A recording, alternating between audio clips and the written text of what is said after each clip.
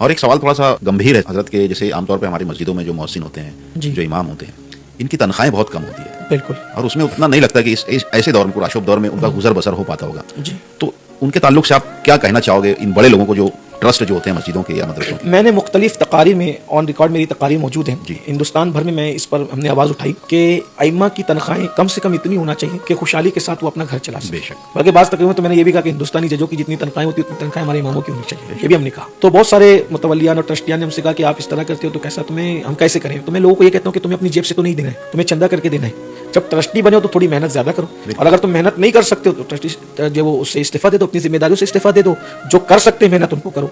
लेकिन इस पर जो है ना, मेरे ज़हन में एक प्लान है जिस पर मैं खुद भी अमल करता हूँ। मैं लोगों को ये कहता हूँ कि देखिए कि हमारी कौम को हर बात 20-25 साल के बाद समझ में आती है। ऐसा नहीं होगा कि इमामों की तनख्वाह बढ़ाओ तो वो बढ़ाएंगे नहीं, बल्कि कुछ लोगों को तो मैं ये देखता हूँ कि मेरा ताल्लुक इस फील्ड से है।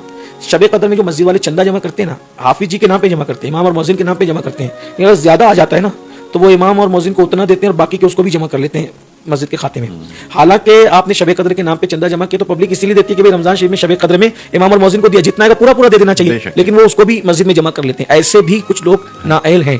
तो ऐसे लोगों के लिए तो मुझे ये समझ में आता है कि हम ट्रस्टियों को तो पैगाम देंगे तनख्वाह बढ़ाओ बढ़ाओ बढ़ाओ, अगर वो नहीं बढ़ाते हैं तो जो मुसल्लियान हैं उनको हमने एक तरीका बताया कि जैसे मैं मस्जिद में नमाज के लिए जा रहा हूँ, जुमा के लिए तो जाना ही है, तो हस्ब हैसियत 50 रुपया या 100 रुपया मैं इमाम और मौजिन को मुसाफा करते वक्त तो हाथ में दे दूं। बहुत अच्छा। अगर 500 लोग जुमा की नमाज किसी मस्जिद में पढ़ रहे हैं और एक एक आदमी चलिए 100 रुपया भी अगर आप पकड़ लें तो 500 लोगों में कितना हो जाता है?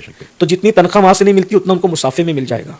तो ये ज़हन हम लोगों का बनाते हैं। बल्कि अल्हम्दुलिल्लाह मैं खुद भी इस पे अमल करता हूँ। बहुत अच्छी बात। मैं जब जुमा की नमाज के लिए जाता हूँ तो आमतौर पर तो जुमा की नमाज मैंने ही पढ़ानी होती है, लेकिन वहाँ का जो इमाम और मौजिन होता है, अल्लाह मुझे जितनी भी तौफीक देता है मैं उनसे मुसाफा करके उनको नजर पेश करता हूँ और लोगों को भी कहता हूँ कि उनको भी करना चाहिए। तो मुझे ये लगता है कि इस तरह हम अइम्मा और मौजिन की मदद कर सकते हैं। जी बिल्कुल।